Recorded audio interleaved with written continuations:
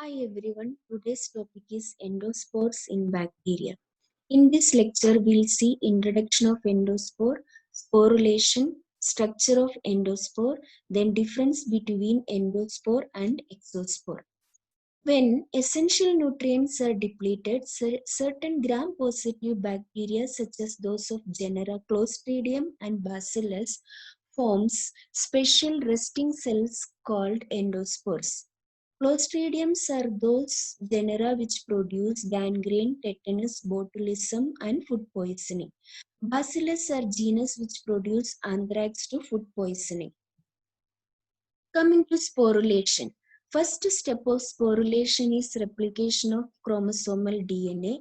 The newly replicated chromosomal DNA and small portion of cytoplasm will be separated by a plasma membrane ingrowth that is called spore septum.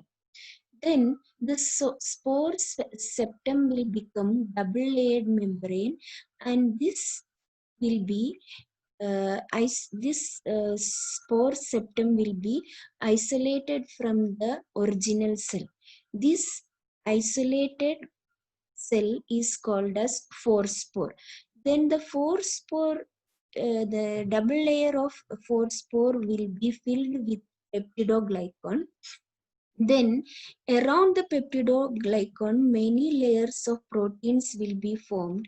These proteins will be associated with dipicolinic acid and large amount of calcium. This outer layer that is called as spore coat, which give resistance to endospore against harsh chemical environment. Then gradually the original cell will degrade and the endospore will be released. This process is called as sporulation. So according to the formation of endospore, it can be classified into three categories, that is central endospore, terminal endospore, and lateral endospore. If the spore is formed in the center portion of the bacillus or cocci, it is called as central endospore. Example is Bacillus cereus. Terminal endospore example is Clostridium tetani. In this case, the endospore is formed one end of the cell, that is called as terminal endospore. Lateral endospore, the endospore will be formed laterally. Example of lateral endospore is Bacillus subtilis. Coming to the structure of endospore, the core portion of bacteria will be containing DNA, small amount of cytoplasm, and very small amount of RNA and cell inclusion. Then this will be surrounded with a cell membrane. Then this cell membrane will be having peptidoglycan. Then the peptidoglycan layer will be surrounded by modified peptidoglycan. Then it will have a outer membrane that will be made up of lipids or protein. Then inner spore coat will be present, that is made up of protein. Then outer spore coat is present, that is also made up of protein, and exospore will be there. The spore layer will be containing large amount of dipicolinic acid and calcium. This give protection to the endospore. Coming to the difference between endospore and exospore. Endospore is a structure formed by bacteria to survive under unfavorable environmental conditions. It consists of DNA and small amount of cytoplasm, whereas exospore is a asexual spore that separated from the mother cell by formation of septum.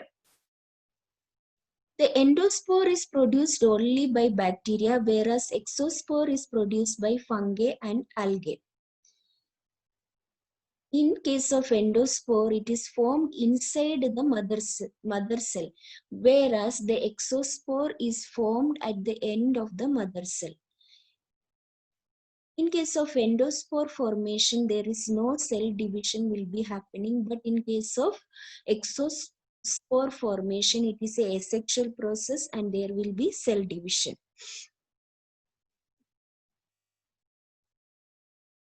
In case of endospore, this endospore will be released by cell rupture, whereas exospore is released by budding. In case of endospore, one endospore can produce only one vegetative cell, whereas in case of exospore, one organism can produce more spores. The endospore is produced by genera Bacillus and Clostridium, whereas exospore is produced by Conidospore, Actinomyces, etc. That's all. Thank you.